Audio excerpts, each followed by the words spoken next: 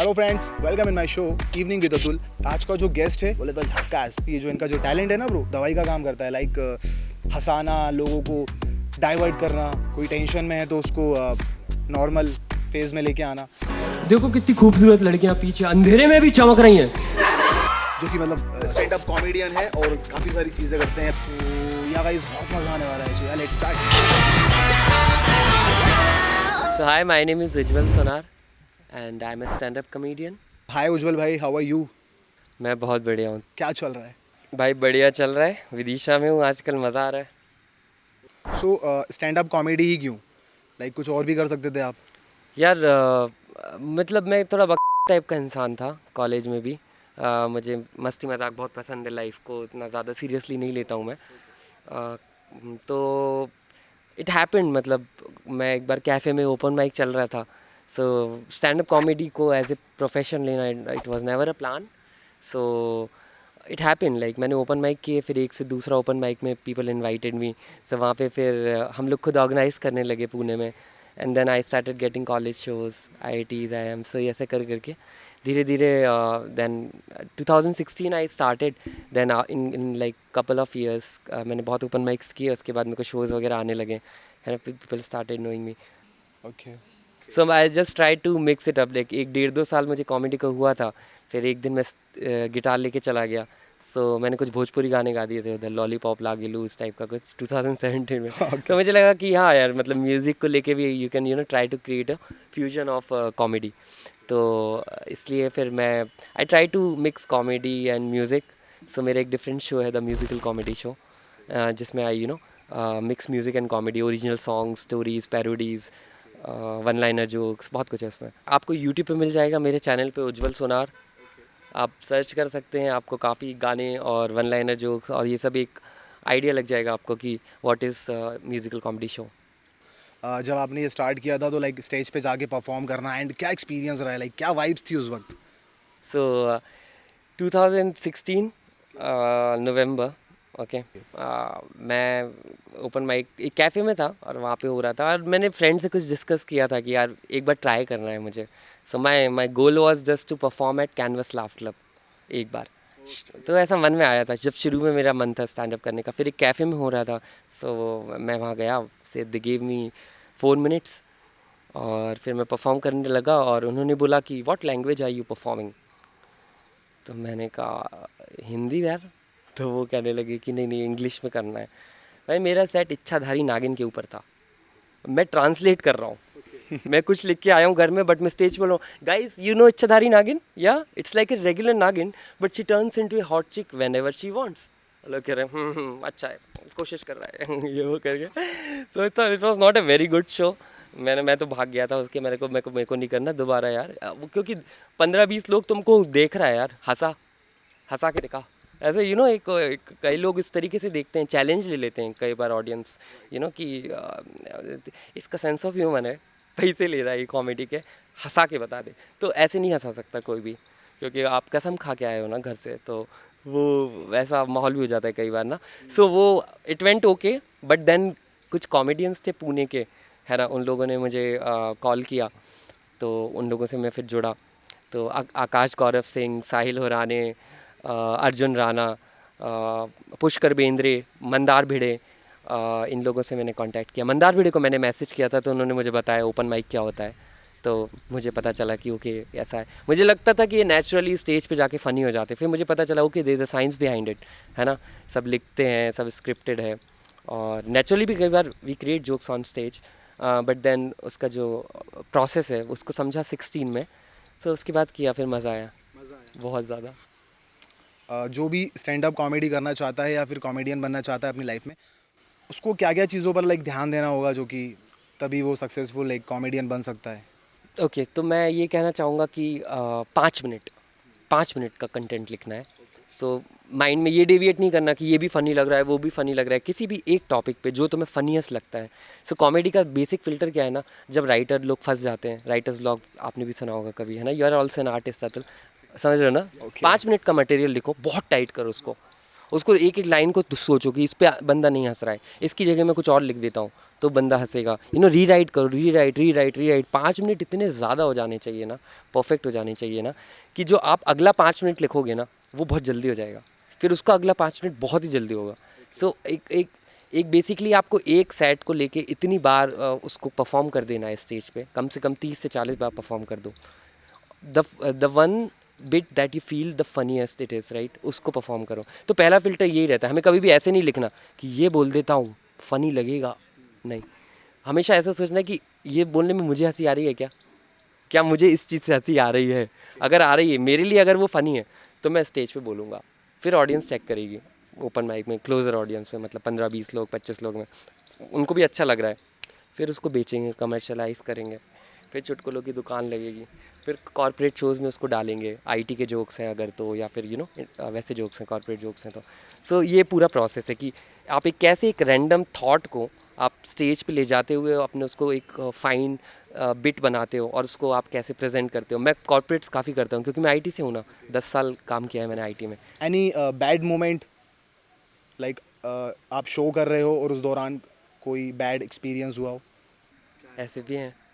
सो ये बात थी आई थिंक 2017।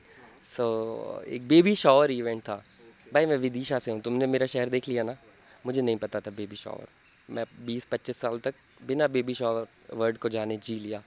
मेरे को पता नहीं, समझ में नहीं आया, मुझे लगा ओके कहाँ पे, बोला नोवेटल होटल में। तो मैंने बोला बड़ा होटल है वो, ठीक है, 3 स्टार तो है ही कम से कम शायद पुणे का, विमान नगर। तो मैं और एक और मेरा दोस्त था, हम दोनों सिद्धांत गुप्ता, तो हम दोनों वहाँ पे परफॉर्म करने गए। तो भाई मेरे को सच में ये लग रहा था बेबी शावर मतलब कुछ नंगे बच्चे नहाएंगे वहाँ पे, पता नहीं क्या। हाँ, इतना हाई फाई नाम दे दिया, बेबी शावर, गोद भराई हो रही है तुम्हारी, गोद भराई, हाँ बेबी शावर इवेंट। ओ भाई, मेरा खानदान का बेबी शावर, मुझे लगा नंगे बच्चे नहाएंगे यार, बेबी शावर क्या, हाई फाई लोगों को पैसा खर्च करने का जरिया चाहिए ना, बेबी शावर में कॉमेडियन आ रहा है। तो हम गए, अब वो परफॉर्म करते करते मुझसे बोले कि 8 सेकंड आपकी कॉमेडी रोकिए रोकिए रोकिए, अब आप गेम खिलवा दीजिए। मैंने बोला ये तो बात नहीं हुई थी। अरे उनने मिट्टी ले आए, वो क्ले होती है ना, लाल पीली हरी नीली, है ना, वो समझ गए बच्चों वाली, वो क्ले ले आया। वो कहने लगा कि अब ऐसे 1 मिनट में बच्चा बनाना है, एक एक। अब वो कहने लगे अब आप इसमें कुछ कुछ कॉमेडी कर दो। और मैं वहाँ साइड में खड़ा हो गया, सिद्धांत होस्ट करने लगा गेम। मैंने कहा मैं गेम नहीं खिलाऊंगा, तू खिला गेम, ये सब थोड़ी गेम खिलाने बैठे हैं क्या गाइस, ये गेम खिला रहे हैं, टाइम पास चल रहा है। तो मेरे को बोले तुम बीच में कुछ कॉमेडी कर दो। तो एक बंदे ने कहा कि, मैंने बोला ये आपका बच्चा तो रेनबो जैसा है, ये मतलब क्या कैसा बच्चा बनाया आपने ये वो करके। हम तो बस भाई यही वर्स्ट एक्सपीरियंस था मेरा। बाकी मैंने और भी ख़राब शोज़ तो बहुत जाते रहते मेरे। कभी ऐसा हुआ है कि किसी ने लाइक आपको परेशान करने के लिए हैकलर्स, ऐसा कुछ ट्राई किया हो? हाँ भाई, मेरे को अच्छा लगता है क्योंकि मैंने वही तुम्हें बताया था कॉन्सेप्ट शायद, कि 2 टाइप के कॉमेडियन होते हैं, a person telling you a funny story और a funny person telling you a story.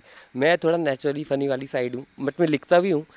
तो अगर कोई हैकल करता है मुझे तो I have a come back, मेरे पास कम बैक रहेगा। और अगर मेरे पे कम बैक नहीं है, अगर उसने कुछ बहुत ही अच्छा पंच मारा है तो मैं उसको भी एंजॉय कर लूँगा। So basically and goal is laugh. तो तू मेरी मार ले, मैं तेरी मार लूँ, हंसो, जनता को हंसाना है। तो वह यूजुअली ऐसा होता नहीं है कि मतलब लड़ाई झगड़ा करे कोई, बट स्टिल लगता है तो है कई बार, मतलब वो देख के समझ में आ जाता है आदमी जोक को कैसे ले रहा है। आफ्टर शो लाइक क्या रिस्पॉन्स मिलता है आपको? मोस्टली लोग अच्छे से लेते हैं जोक्स को, पॉजिटिवली साइड लेते हैं, it's a very good thing. So bro, आपने लाइक पुणे में रहकर आए हो, मेट्रोपॉलिटन सिटी, सो क्या एक्सपीरियंस रहा है वहाँ का, एंड क्या कहना चाहोगे? So Pune it's a beautiful city, climate बहुत प्यारा है, लोग बहुत अच्छे हैं। और मैं 10 साल रहा हूँ उस शहर में। मेरी बहुत मेमोरीज़ हैं उधर। कोरेगांव पार्क में रहता था मैं, भाई वो गोवा है, कोरेगांव पार्क का माहौल, ठीक है। और नाइट लाइफ भी बहुत अच्छी है। And the best thing about Pune is it's very safe place for women. मैंने लड़कियों को रात को 12-1 बजे अकेले सड़कों पे घर जाते हुए देखा है। Okay. So the people are really nice, local के भी।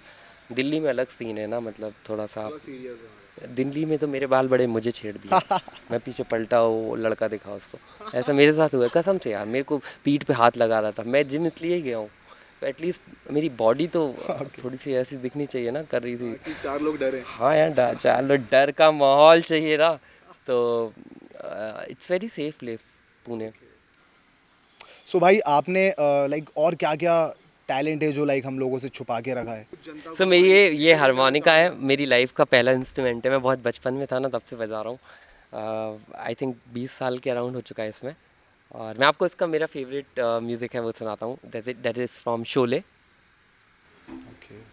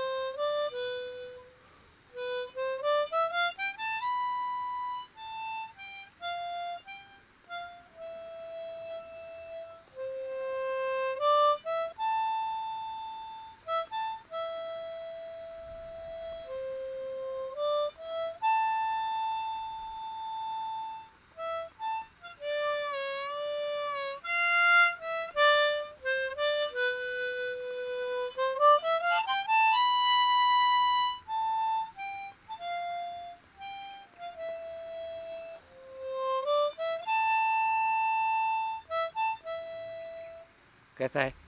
वाओ ब्रो, मजा आ गया. Thank you. क्या सुकून मिला मुझे सुनने है के ना? बाद. So bro, what is life according you? Life अच्छी है. Life is an experience. ज़िंदगी एक एक्सपीरियंस है. कुछ अचीव करना नहीं करना, this is just part of the game. तो हर इंसान का एक अलग पर्सपेक्टिव है, अलग जोन में रह रहा है. कोई कुछ करना चाह रहा है, कोई ऐसा पड़ा है, कोई कुछ अपने जोन में है. तो मेरे हिसाब से एक एक्सपीरियंस है लाइफ, और उसको बहुत ज़्यादा अपने ऊपर नहीं लेना चाहिए. स्ट्रेस नहीं लेना चाहिए किसी चीज़ का. Live in the moment. और मैंने जैसा एक चीज़ बोली थी ना कि life if you put a close up lens तो आपको बहुत प्रॉब्लम दिखेगी, है ना. ये भी नहीं है सही, वो भी नहीं है मेरे पास, ये भी नहीं है. बट जब वाइड एंगल लगाओगे ना तो दैट गिव्स यू ग्रैटिट्यूड कि भाई मेरे पास ये भी है, मेरे पास वो भी है. ठीक है, मैं रो रहा हूँ, मैं थार में बैठ के रो रहा हूँ, कोई दिक्कत नहीं है. तो मैं पॉजिटिवली भी अगर अब मेरी कुछ प्रॉब्लम्स हैं, अगर मैं उसको विथ ग्रैटिट्यूड देखूँ तो इट्स नॉट दैट बिग यार. लोगों की बहुत बड़ी बड़ी प्रॉब्लम्स हैं. सो आपकी लाइफ में प्रॉब्लम जब आता है जब आप बहुत ज़्यादा सेल्फिश हो जाते हो शायद. अपने आप को लेके अपनी प्रॉब्लम्स को सॉल्व करने के लिए आप बहुत सेल्फिश हो जाते हो क्योंकि आप स्ट्रेस्ड आउट हो. It's not your fault, but एक सेल्फिश हो जाते हो ना कि आप मेरी इतनी सारी प्रॉब्लम्स है, मेरे साथ ही क्यों हो रहा है ये वो ऐसा वैसा. So at that time gratitude बहुत हेल्प करता है आपकी. जब आप देखते हो कि यार there are people who have less than me doing this and that, तो अच्छा है ना. आप भी अच्छा ही कर रहे हो अपनी लाइफ में. और या लाइफ इज़ गुड. ओके. हाँ, मैं क्यूरियस बहुत हूँ. मुझे लगता है क्यूरियोसिटी जो है ना, दैट इज़ लाइफ.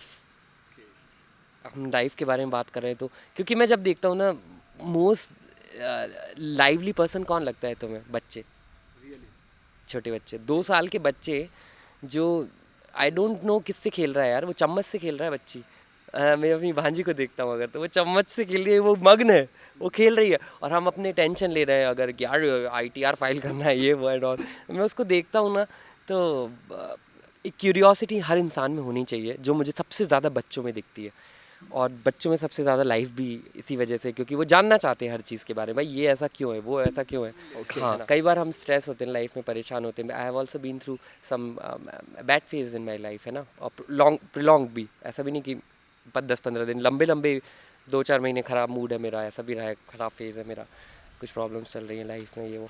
तब मैं वही सोचता हूँ कि ऐसे में कई बार आप यू योर क्यूरियोसिटी डिक्रीजेज. जब आप स्ट्रेस में होते हो ना, आपको ज़्यादा नहीं जानना होता, आप अपनी लाइफ में अपने जोन आउट हो जाते हो. तो सोशल डेथ नहीं होनी चाहिए. You have to be connected with everyone. You have to meet different people, new people. जब आप अपने आप को एक आइसोलेट करते हो ना, आर्टिस्ट में एक होती है ये बात. तुम हो ना आर्टिस्ट, तुम्हें भी लगता होगा कभी तुम अपने आप को आइसोलेट करके तुम you watch some podcast about film making को, तुम खो जाओगे उसमें, ये ऐसा क्या है या कुछ, है ना. So that is a good thing, but उसको बहुत ज़्यादा नहीं होना चाहिए. सोशलाइज करना चाहिए आर्टिस्ट को, तो वो हेल्प करता है. It helps in your curiosity. Okay. फिर कई बार मुझे लगता है कि यार ये दुनिया के मेले का मतलब क्या है ना. क्या ज़रूरी है इतना सब कुछ. बट फिर मुझे समझ में आता है कि it's an experience that we are living. और आप दूसरों के लिए क्या करते हो, दैट इज़ व्हाट मैटर्स, है ना। जब आप दूसरों के लिए करने लगते हो तब आपको बहुत सेटिस्फेक्शन मिलता है। सो भाई आप किसी लड़की को इम्प्रेस करते हो तो कैसे करते हो? अब मैं इम्प्रेस नहीं करता लड़कियों को, आई एम द प्राइज़। हाँ, मैं आई एम द प्राइज़, क्योंकि वो मैंने करके देखा है। क्योंकि जब मैं ऐसे इंटेंशनली इम्प्रेस करूँगा, that means I have some agenda. So अगर कोई लड़की मुझे it should be otherwise, right, मेरे को वो जोन में जाना ही नहीं है। सो भाई घर वाले आपको शादी के लिए फिर फोर्स नहीं कर रहे हैं? फोर्स तो नहीं कर रहे हैं, बोलते हैं, बहुत कोशिश करती रहते हैं। कई लड़कियों से बात भी हुई है शादी.com पे, बट बहुत वियर्ड हो जाता है यार अतुल भाई। वो अब एक लड़की है, वो बॉम्बे ही जाना चाहती है। मैंने कहा भाई मैं टिकट थोड़ी हूँ यार तुम्हारा, यार ये टिकट मिल गया। लड़कियों के लिए अच्छा है यार शादी.com पे, उनके लिए, उनको ऐसा लगता है कि ये सब ना, ये अलग अलग कंपनियाँ हैं, इनमें से किसी एक को मैं टेक ओवर कर लूँगी, है ना। ये वो इन हैंड कितना आता है, अरे तुझे इन हैंड से क्या मतलब यार, वो मेरे हैंड में आ रहा है ना, तेरे को क्या करना। मेरे को मालूम है तू मेरे हैंड से अपने हैंड में लेना चाह रही है मेरी सैलरी ना, तभी तो पूछे इन हैंड कितना का टैक्स कितना कटता है। अरे कटने से मेरा टैक्स यार, है ना। तूने चाय चढ़ाई थी उसको देखना नहीं नहीं, जस्ट किडिंग, कॉफ़ी चढ़ाई थी। तो यही है भाई, मज़ा आ रहा है शादी.com पे, है ना। टाइम पास चल रहा है, थोड़ा बहुत लड़के से बात कर लेता हूँ, देखता रहता हूँ कुछ कुछ। कैनवास लाफ क्लब में क्या एक्सपीरियंस रहा आपका एंड क्या स्टोरी थी? आपने लाइक फर्स्ट टाइम जब वहाँ पे परफॉर्म किया तो कैसा था, क्या स्टोरी रही है? बहुत बहुत अच्छा था। सो अराउंड 2017 के अराउंड मैं वहाँ पहली बार परफॉर्म किया था। एंड मुझे वहाँ पे रिकॉर्डिंग करने का मौका मिला। एंड वहाँ पे मैंने कुछ टाइम ओपन माइक्स करता था। मैं दिल्ली जाता था पुणे से, 5-6 मिनट का स्पॉट मिलता था, और मैं पूरा फ्लाइट लेके पूरा तैयारी से अपनी छुट्टी वुट्टियाँ लगा के पूरी 2-3 दिन के लिए ऐसे जाने लगा। फिर मैं लंबा लंबा भी जाता था दिल्ली ट्रिप पुणे से। सो दिल्ली कैनवस में बहुत एक्टिव रहा हूँ 17 के अराउंड, है ना। तो वहाँ पे मैं I was there in house comic, मेरा शो हुआ है वहाँ पे, laughter launch pad and then fresh faces. से ये उनके शोज़ होते थे, laughter launch pad, when a new comedian को पहली बार आप as a full fledged 30 minutes का स्पॉट या 20 मिनट्स का देते हो, है ना, तो लाफ्टर लॉन्च पैड होता था। देन एक फ्रेश फेसेस शो था, तो वो उस टाइप के शोज़ होते थे। तो ऐसे बहुत से शो हुए वहाँ पे। तो वीडियो डाला था, उसके बाद बहुत इंटिमिडेटेड हो जाता था यार। वहाँ पे बड़े बड़े कॉमिक्स आते थे ना, ग्रीन रूम में सब बैठे हैं ये वो, तो मैं कोने में जाके बैठ गया अकेला अपना अलग, है ना। तो मुझे लगा यार मेरे को कोई जानता ही नहीं, मैंने सबको हाय हेलो करा, मिला ना, बस अपन मिल लो भाई, अपनी फील्ड के एक्सपर्ट हैं, इनसे मिल लो, और अपन बैठ गए। कैनवस कॉमेडी का मंदिर है सबसे बड़ा। It was the biggest club. बहुत क्रेज़ था उस टाइम पे, क्योंकि ये बिल्कुल नया आर्ट फॉर्म आया था उस टाइम पे ना। जो न्यू जनरेशन कॉमेडी कर रही है, पहले वो सब चलते थे ना। Canvas Laugh club is a comedy club जो दिल्ली में था, बॉम्बे में था। अगर आप गूगल करेंगे CLC तो आपको पूरा उसमें डिटेल्स मिल जाएगा। सो जाकिर भाई भी मेंबर? सब के, हाँ, उधर जाकिर, कैनी सेबेस्टियन, कनन गिल, इनके साथ भी मैंने वहाँ पे परफॉर्म किया है कैनवस लाफ क्लब में। सो जाकिर भाई का क्या एक्सपीरियंस रहा है? नहीं, बहुत इंस्पिरेशनल इंसान लगते हैं मुझे जाकिर। वो पर्सनैलिटी ना, ही हैज़ डीप पर्सनैलिटी। सो मैं काफ़ी उनके पॉडकास्ट भी सुनता हूँ, और मैं बहुत मानता हूँ उनको, जाकिर भाई को। Is a great artist. जो आर्टिस्ट लाइक बाहर जाकर गलत चीज़ों में पड़ जाता है, ड्रग्स एंड किसी नेगेटिव चीज़ों में या फिर लड़कीबाजी में, तो आप उनके बारे में कुछ कहना चाहोगे? It's a distraction. You want to do something and you are not able to do it, and artist be it for anything. आप जब आप वो नहीं कर पाते ना, तो आपको इसी मोमेंट में हैप्पीनेस चाहिए, तो आप नशा कर लेते हो। हटाओ, वाई डू यू नीड नशा टू बी हैप्पी? आप ऐसे ही मुस्कुरा सकते हो, हाँ हाँ हाँ। ज़रूरी नहीं है ना कि मतलब, लोग बाग क्या करते हैं, फिर इस पर डिपेंड होने लगते हैं। और मैंने एक चीज़ और ऑब्ज़र्व की अतुल भाई, आजकल ना स्ट्रगल वर्ड को बहुत एम्ब्रेस किया जाता है। मैं आर्टिस्ट हूँ, मैं स्ट्रगल कर रहा हूँ, एम्ब्रेस किया जाता है भाई। ये सही है कि हर आर्टिस्ट ने अपनी लाइफ में स्ट्रगल किया है, लेकिन हाँ, और कर रहा है, बट स्ट्रगल करने की वजह से तुम आर्टिस्ट नहीं बन जाओगे। राइट। तुम अपने स्ट्रगल को ताज बना के जो सर पे पहन के बैठे हो कि हम तो स्ट्रगल कर रहे हैं, एक दिन अपना टाइम आएगा, उठ जा अपनी राख में। नहीं आएगा तुम्हारा टाइम, मैं बता रहा हूँ, मुझसे पूछना कभी तुम्हारा टाइम नहीं आएगा, क्योंकि तुम अपने टाइम का इंतज़ार कर रहे हो। इसलिए नहीं आएगा। तुम उसको लेके आ सकते हो अगर तुम उस चीज़ को समझो तो। So it starts with a distraction, and then उसके बाद क्या होता है कि आदमी अवेयरनेस खो देता है। Awareness is very important. आपके सराउंडिंग में क्या हो रहा है ना, आपको पता होना चाहिए। इसीलिए जब तुमने देखा होगा कि भी there are people who are depressed, उनका एनवायरनमेंट बहुत मैसी हो चुका है, दे आर अनअवेयर, उनको ध्यान ही नहीं है, and then they forget about people कि यार जिसको जो सोचना है सोचे, मैं तो नशा कर रहा हूँ, जिसको जो सोचना है सोचे, मैं तो ये कर रहा हूँ। चौड़े हो जाते हैं वो फिर, है ना। तो उसका मेन रीज़न यही है कि आप एक बहुत बड़े डिस्ट्रैक्शन में हो, आपकी लाइफ आपके हिसाब से नहीं चल रही है, और आप उसका कमांड अपने होल्ड करने की जगह आप एक टेम्प्रेरी लूप में फंस गए हो। एक कॉग्निटिव बिहेवियर डेवलप होता है, that you get impulsive thoughts कि यार ये कर लेता हूँ, दारू पी लेता हूँ। फिर आप दारू पीने जाते हो, फिर आपको मन करता है दारू पीने का, फिर आप पी लेते हो दारू, फिर उसके बाद फिर से वो थॉट आता है यार दारू पी। तो ये हमेशा चलता रहेगा, एक कंपल्सिव बिहेवियर हो जाता है, कॉग्निटिव बिहेवियर हो जाता है। ये आपके साथ कभी ऐसा हुआ है? हाँ, मेरे साथ हुआ है यार। एक डार्क फेस था मेरा। If we can openly talk about it, मैं I don't have any problem. तो मैं ट्रेडिंग करता था पहले, शेयर मार्केट वगैरह में बहुत हैवी लॉसेस हुए हैं मुझे।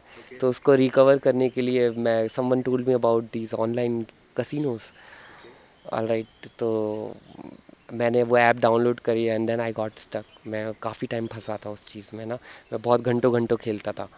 तो confronted to my mom, COVID में बता दिया मैंने उनको कि ऐसा ऐसी गलतियाँ हो गई, फंस चुका हूँ, कंट्रोल नहीं कर पा रहा हूँ अपने माइंड पे, बिहेवियर पे, और अपनी चीज़ों पे।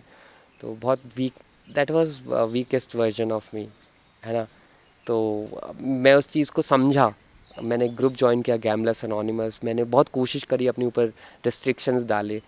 फिर मैं ना ऋषिकेश गया, मैंने मेडिटेशन किया वहाँ पे काफ़ी कुछ, और वहाँ पे मुझे कुछ काफ़ी अच्छे लोग मिले। मैं 3-4 महीने रहता था वहाँ पे, आश्रम्स वगैरह भी हैं वहाँ पे बहुत अच्छे अच्छे। तो मेरे को ना रूट कॉज समझ में आया कि जो आपका चला गया है, लाइक इफ़ यू लूज़, आप उसको रिकवर करने की कोशिश करते हो, and if you get more, आप उसको और पाना चाहते हो। लालच है एक तरीके से, बेसिकली अपना खोया हुआ पैसा पाने का या और नया पैसा बनाने का लालच है।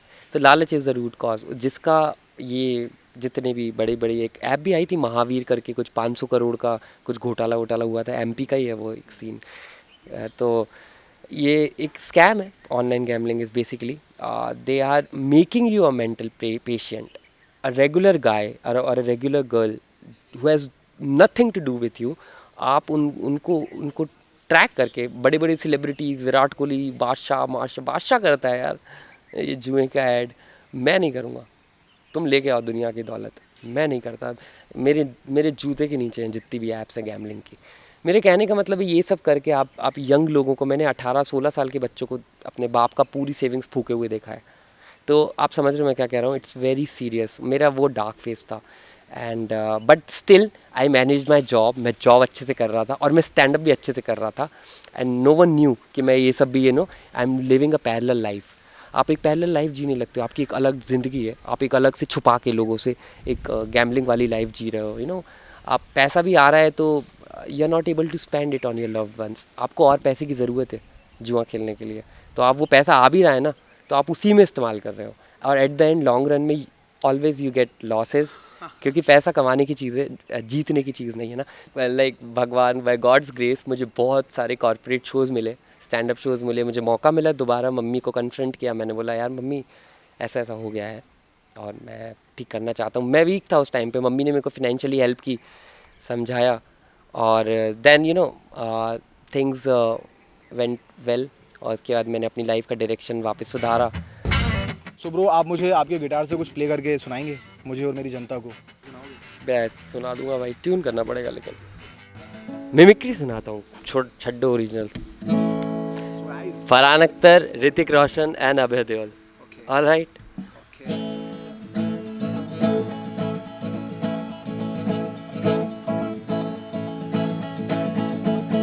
ना मैं समझा ना मैं जाना जो भी तुमने मुझसे कहा है सेनोरीटा, मगर फिर भी न जाने क्यों फैंटास्टिक मुझे सुन के अच्छा लगा है सेनोरीटा। मुझसे अब नजर ना फेरो, आओ पास तुम मेरे, मुझको बाहों में तुम घेरो, समझी ना सेनोरिटा।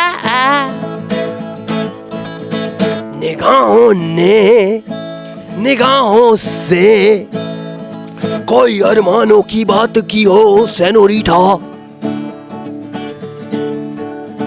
ये चाहत की मोहब्बत की कंगना, पूरी दुनिया में एक ही जुबान है सेनोरिटा। मुझसे अब नजर ना फेरो, आओ पास तुम मेरे,